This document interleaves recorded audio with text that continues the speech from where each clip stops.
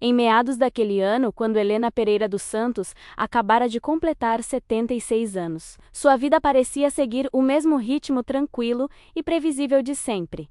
Acordava antes do amanhecer, colocava água para ferver na velha chaleira de esmalte azul e tomava café na pequena mesa da cozinha, enquanto observava os movimentos tímidos da vizinhança pela janela. Ela era viúva havia quase uma década e ainda morava na mesma casa de esquina, onde criara sozinha o filho, Ricardo, costurando até o amanhecer, para pagar tudo, desde uniformes escolares até cursos caros, que ele dizia precisar para ter um futuro melhor. Naquela manhã de aniversário, antes que tudo desmoronasse, Helena ficou sentada um pouco mais do que o habitual, como se algo no ar a impelisse a observar os detalhes.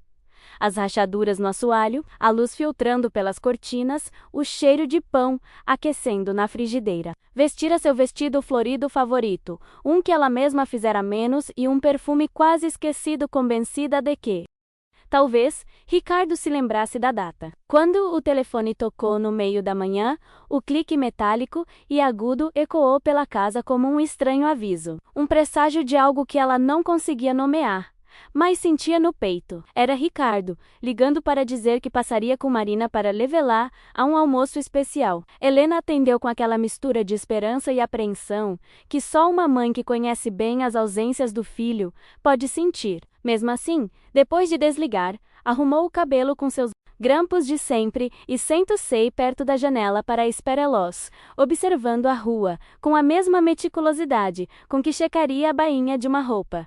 O cachorro do vizinho, dormindo na sombra. A mulher do outro lado da rua, estendendo lençóis brancos que tremulavam como bandeiras, em um dia sem vento, os carros passando sem pressa. Nada naquela cena cotidiana indicava que, em poucas horas, ela seria arrancada daquele lugar que guardava cada pedaço de sua história. Ricardo e Marina chegaram pouco depois do meio-dia, num carro que Helena não reconheceu. Com a pintura nova e brilhante, um contraste gritante com a suposta falta de dinheiro que o filho alegava enfrentar há meses. Marina saiu primeiro, com um sorriso rígido e um perfume forte, daqueles que parecem preencher o ar antes mesmo de quem o usa. Ricardo a seguiu, sem sequer olhar para trás, alheio à emoção nos olhos da mãe, enquanto ela esperava um abraço que nunca veio. "Vamos, mãe. É longe", disse ele, como se estivesse correndo para terminar algum trabalho burocrático, e não para comemorar o aniversário da mulher que lhe dedicara toda a sua vida. Helena fechou a porta de casa com uma sensação difícil de descrever. Algo entre frio e vazio, como quando se sabe que algo está fora do lugar, mas ainda não se consegue identificar exatamente o que. A viagem foi silenciosa, desconfortável, quase estéril. Marina checava o celular constantemente, gesticulando rapidamente com as mãos, como se estivesse coordenando algo importante, enquanto Ricardo mantinha o olhar fixo à frente, os dedos tamborilando impacientemente no volante. Helena, sentada no banco de trás, observava os prédios passarem como borrões indistintos e se perguntava por que não sentia a alegria que imaginara ao acordar. Quando o carro virou em uma rua lateral e parou em frente a um grande portão, pintado de um verde opaco e com uma placa que dizia Residência Santa Aurora, cuidados abrangentes para idosos. Um arrepio percorreu sua espinha. Não. Era um restaurante. Não era um almoço especial. E naquele exato segundo, antes que alguém pudesse dizer uma palavra, Helena entendeu que algo muito sombrio estava prestes a acontecer. Ricardo saiu do carro tão apressadamente que parecia temer que Helena fizesse alguma pergunta prematuramente. Marina, por sua vez, abriu a porta traseira sem sequer olhar para ela, como quem cumpre uma formalidade inevitável. "Mãe, este lugar é o melhor para você. Muita segurança, assistência médica, pessoas da sua idade", disse Ricardo num tom ensaiado, quase recitado, como se tivesse repetido aquela frase mentalmente 100 vezes. Mas havia algo em seu olhar, uma mistura de nervosismo, impaciência e desejo de fugir, que denunciava uma verdade mais amarga. Helena não respondeu, simplesmente observou o portão, o caminho de pedras branqueadas pelo sol, as janelas do prédio onde idosos olhavam com uma resignação tão silenciosa que chegava a doer. Sentia cada respiração ficar mais pesada, como se o próprio ar quisesse avisá-la de que o pior ainda estava por vir. Ao entrar, uma recepcionista de voz suave e sorriso ensaiado aproximou-se, carregando uma pasta. Senhora Helena, está tudo pronto, disse ela, como se a estivesse esperando há semanas. Helena franziu a testa, sem entender como algo poderia estar pronto se Ricardo a havia convidado naquela manhã para um suposto almoço. Então, viu os documentos no balcão. Papéis assinados, folhas com seu nome escrito em tinta preta, listas de pertences, autorizações médicas, tudo preparado, tudo sem que ela soubesse. Seu filho evitava olhar diretamente para ela, fingindo checar o celular. Marina assentia com uma calma irritante. Naquele instante, um tremor percorreu suas mãos, pequeno, mas inconfundível, como se seu corpo quisesse protegê-la de uma verdade que estava a milímetros de explodir. Ricardo, o que é isso? Helena finalmente perguntou, com a voz tão suave que mal parecia sair de seus lábios. Ele respondeu sem olhar para ela. Mãe, você ficará melhor aqui. Não pode ficar sozinha naquela casa velha. É para o seu próprio bem. Mas o que mais a impressionou não foram as palavras, mas a maneira como ele as disse. Como alguém que já havia decidido tudo, como alguém que não acreditava que a outra pessoa tivesse o direito de opinar sobre a própria vida. Helena sentiu um nó na garganta, não de tanto chorar, mas de uma amarga constatação. Aquilo não era preocupação, era descartá-la. E enquanto observava Ricardo assinar mais papéis, sem consultá-la, ela entendeu que eles não estavam mais ali para comemorar seu aniversário. Estavam ali para abandoná-la. Quando a porta do quarto, que lhes fora designado, se fechou atrás deles, Helena ouviu, pela primeira vez na vida menos o próprio filho dizer algo que jamais imaginara ouvir. É para o seu bem, mãe. Você vai ficar aqui. A casa não é mais prática para você. E, bem, está na hora de você aceitar o seu lugar. Aquele seu lugar a atingiu em cheio. Marina completou com um comentário ainda mais cruel. Pelo menos nada de ruim vai acontecer com você aqui. E sinceramente, Ricardo e eu precisamos de espaço para as nossas vidas. Imagina, criar um bebê com você aí, sempre causando problemas. Helena sentiu o chão sumir sob seus pés. Ela não chorou. Não gritou, apenas permaneceu em silêncio, um silêncio denso, o tipo de silêncio que surge quando a decepção é tão grande que o corpo se desliga para evitar se quebrar. Ricardo aproximou-se um pouco mais, talvez acreditando que o momento lhe pertencia, e pronunciou a frase que finalmente quebraria algo dentro dela. É melhor você se acostumar, mãe. É aqui que você vai passar o resto da sua vida. E, sinceramente, é melhor você não sair mais. Fique aqui até Deus querer. Os cantos dos lábios de Helena tremeram, mas ela manteve o rosto impassível. Ela não conseguia entender como aquela criança que ela embalara em um sofá quebrado, a quem alimentara vendendo horas de sono em uma máquina de costura agora, a olaba. Como se ela fosse um estorvo a ser descartado. Quando se virou para sair, nem esperou por um adeus. Apenas murmurou, um vazio se cuida, e saiu do quarto, acompanhado por Marina, que já conversava no WhatsApp, como se nada de grave tivesse acontecido. Aquela primeira noite no asilo foi uma mistura de choque e lucidez. Helena sentou-se na cama estreita, que cheirava a desinfetante, e observou o corredor onde idosos passavam empurrando andadores de metal, seus olhares perdidos, revelando histórias que ninguém perguntava. Ali, com a luz fraca filtrando-se pela cortina bege, ela sentiu uma dor silenciosa, mas também uma nova clareza. Ao contrário do que Ricardo acreditava, ela não era indefesa. Não era uma velha desorientada. Não era um fardo. Sua irmã Carmen havia falecido alguns meses antes, deixando uma herança milionária conhecida apenas por 2 pessoas. Ela e o advogado de confiança da família, o discreto Dr. Samuel. Ricardo não fazia ideia de que sua mãe valia mais do que a casa que ele tanto cobiçava. Naquela noite, enquanto tentava dormir em uma cama dura demais para seus ossos cansados, Helena tomou uma decisão que mudaria o rumo de tudo o que aconteceria a seguir. Na manhã seguinte, quando os corredores ainda cheiravam a café fraco e sabonete barato, ela pediu permissão para fazer uma ligação do escritório administrativo. Suas mãos tremiam levemente, mas sua voz era firme ao pedir para falar com o Dr. Samuel. Ele chegou naquela mesma tarde, entrando pela porta da frente, como um homem que sabia exatamente por que estava ali e o que deveria proteger. Alto, com cabelos grisalhos meticulosamente penteados e uma pasta de couro surrada. Samuel cumprimentou Helena com um respeito que contrastava fortemente com a forma como ela havia sido tratada pelo próprio filho. "Preciso que mantenhamos tudo em absoluto silêncio", disse ela secamente. E ele, sem fazer perguntas desnecessárias, assentiu. Em menos de uma hora, dentro da pequena sala de estar, onde o relógio de parede tiquetaqueava insuportavelmente devagar, Helena revogou a procuração que concedia a Ricardo o controle sobre seus bens. Em seguida, revisou as contas, trocou as senhas, bloqueou os cartões de crédito, incluindo o adicional que seu filho usava como se fosse seu, e deixou claro que nem mais um centavo iria para ele. Quando assinou o último documento,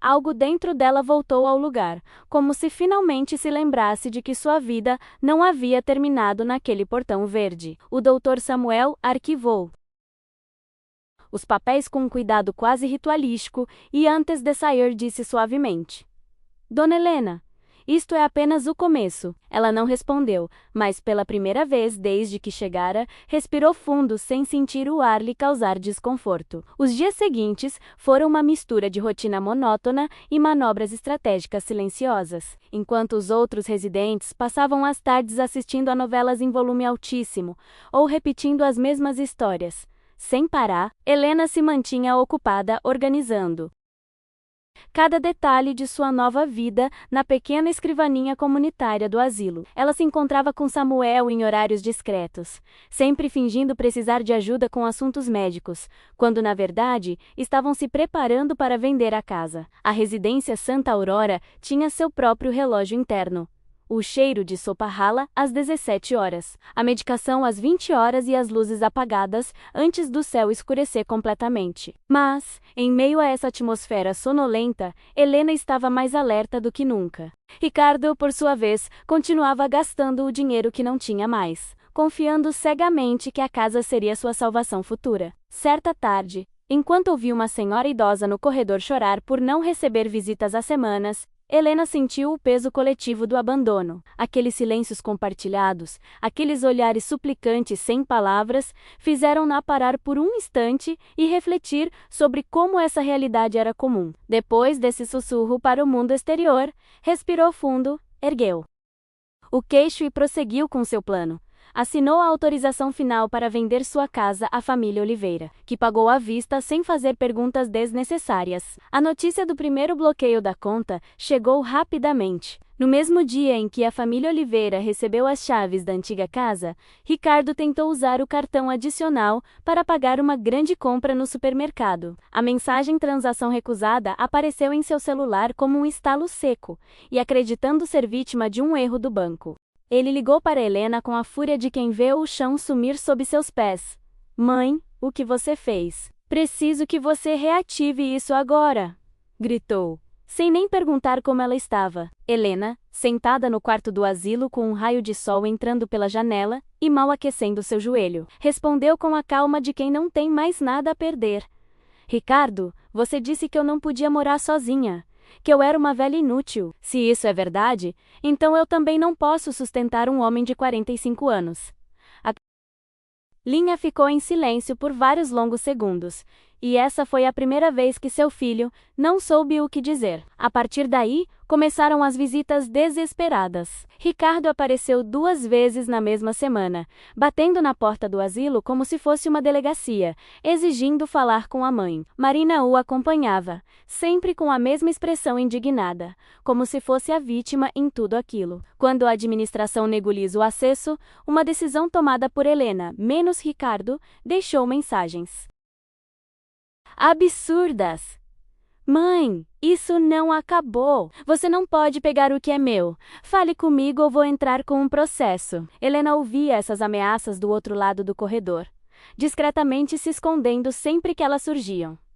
Ela não sentia medo, sentia uma nova clareza, uma força que não sabia que possuía, até que a traição a obrigou a despertá-la. Samuel, sempre pontual e calmo, assegurava Eli que tudo estava sob controle e que todos os direitos haviam sido respeitados à risca. Ricardo?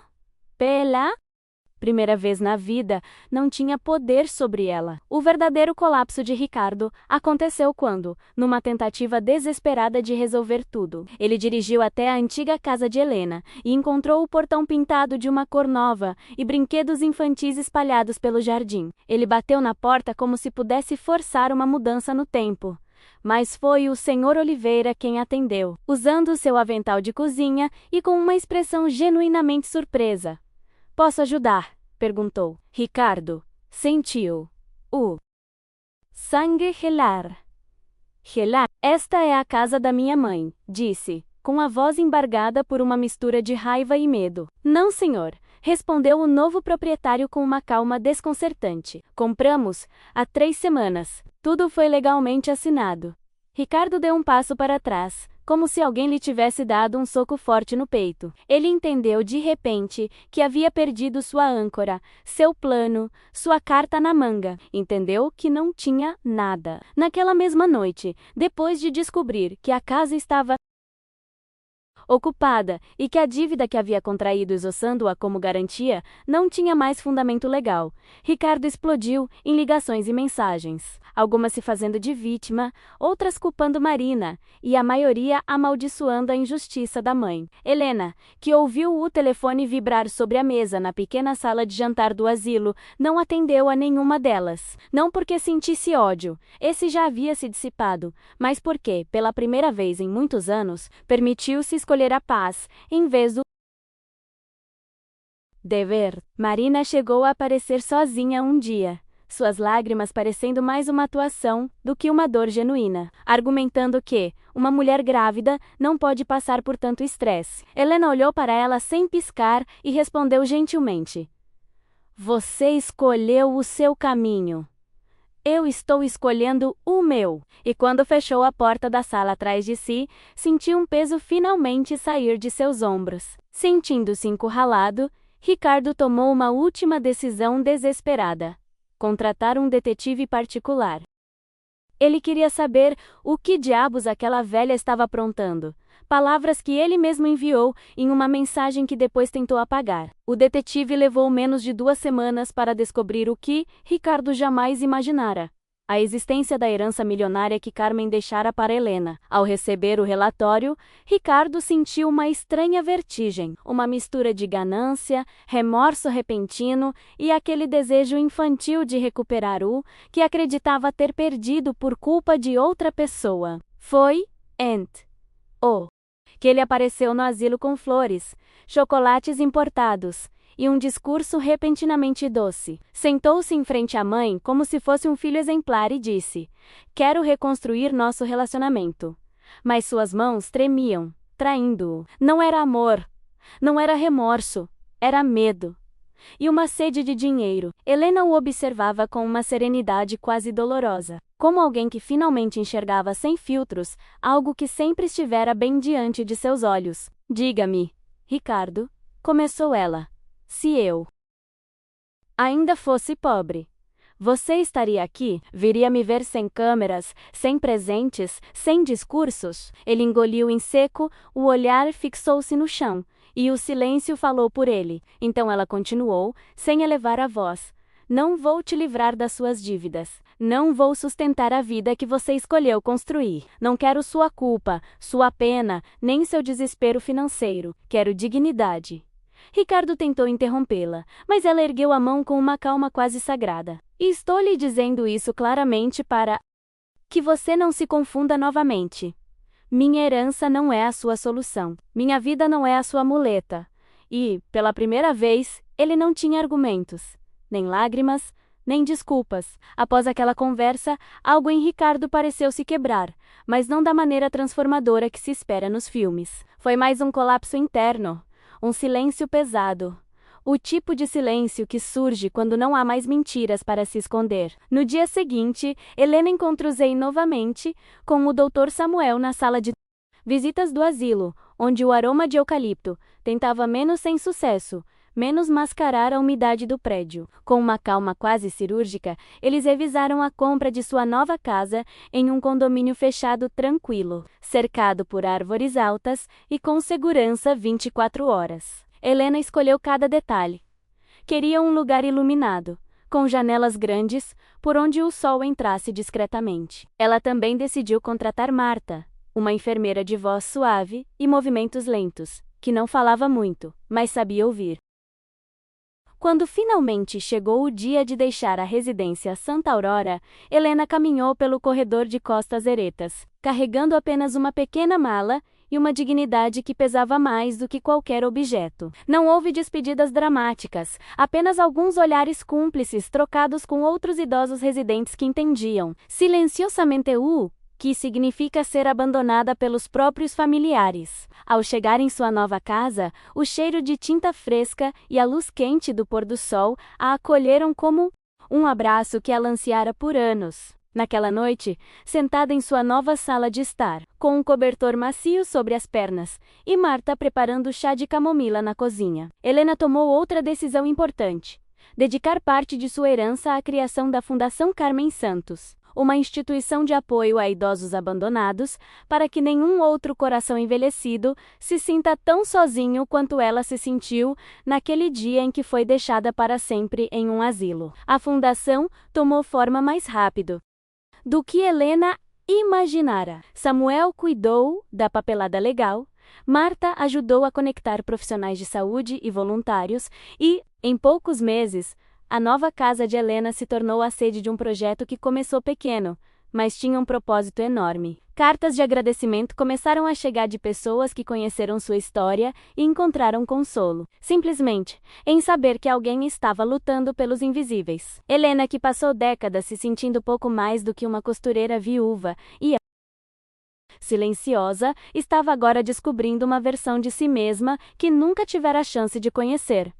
Uma mulher forte, lúcida e respeitada. E o mais curioso era que, nessa força recém-descoberta, não havia ressentimento.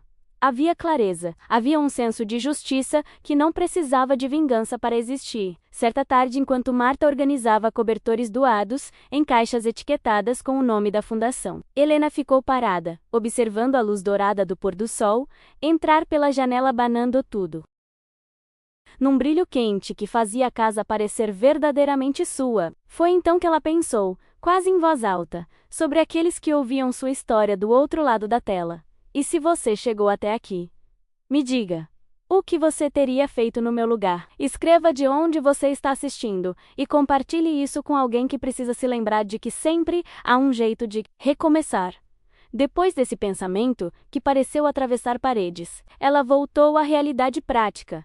A fundação precisava de mais camas, mais cobertores, mais ajuda, e ela, pela primeira vez na vida, não se sentiu sozinha diante de nada. A primeira abordagem concreta partiu de Marina, não de Ricardo. Ela ligou bem cedo numa manhã, com a voz diferente, mais calma, sem o tom arrogante que geralmente a acompanhava. Não pediu dinheiro, não pediu explicações. Pediu apenas perdão. Disse que tinham tido uma menina menos uma bebê saudável, de olhos grandes, e que a tinham chamado de Helena, em homenagem à mulher que, como ela mesma admitiu, entre lágrimas, tratara o casal com mais humanidade do que eles jamais a trataram. Contou que Ricardo estava trabalhando num emprego simples, carregando caixas num armazém, e que pela primeira vez em anos, parecia entender que a vida não repousa sobre os ombros de outra pessoa. Marina disse que não esperava nada, apenas a oportunidade de a menina conhecer a avó. Helena ouviu em silêncio, o coração batendo devagar, não por fragilidade, mas por uma calma madura que só o tempo ensina. 2 semanas Depois, Ricardo apareceu à porta dela. Mas já não era o homem arrogante que entrara no asilo com presentes falsos e sorrisos comprados. Era um homem cansado e magro, com olheiras profundas e uma humildade que parecia recém-adquirida. Quando Marta abriu a porta,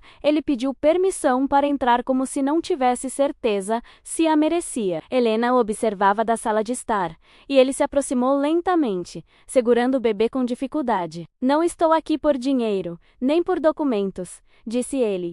Sem rodeios, sei que não vou recuperar seu testamento. Não estou aqui para isso. Eu só quero tentar ser o filho que não fui durante 45 anos. Havia algo tão humano e tão frágil naquele momento que até o silêncio entre eles se tornou uma ponte, não um muro. Helena respirou fundo antes de responder, sentindo que cada palavra que estava prestes a dizer definiria não apenas aquele momento, mas o resto do relacionamento deles. "Ricardo", disse ela finalmente, com a voz firme, mas gentil, "não vou mudar meu testamento. Isso já está decidido, mas também não vou fechar a porta que você está tentando abrir agora." Ele baixou a cabeça, talvez esperando uma repreensão mais dura, mas o que veio foi diferente. "Podemos recomeçar. Se for com respeito, se for com amor, e não com interesses próprios." Ricardo assentiu, mordendo a parte interna da bochecha como fazia quando criança para não chorar. O bebê, alheio a tudo, estendeu sua mãozinha em direção à avó, tocando-lhe o pulso com uma delicadeza que dissipou qualquer resquício de frio no ar. Naquela tarde, quando finalmente ficaram sozinhas por um instante, Helena saiu para o jardim com o bebê nos braços. O sol incidia sobre as folhas das árvores do condomínio, projetando longas sombras que se moviam com a brisa. Marta, da porta, observava em silêncio, quase como se testemunhasse um pequeno milagre. Helena acariciou a bochecha do bebê e pensou em todos os caminhos que a levaram até ali. A traição, a solidão do asilo, a força para se reerguer, o alicerce, a liberdade recém-conquistada. Ela havia sido abandonada no dia do seu aniversário, mas agora compreendia algo que nunca se permitira: que o renascimento também é uma forma de justiça. Olhou para a neta, que dormia em seu peito, e soube que esta nova geração tinha a oportunidade de aprender o que seu filho não aprendera a tempo. Que o verdadeiro amor não se implora nem se compra. Ele se constrói, se nutre e se honra, especialmente quando o coração já viveu demais.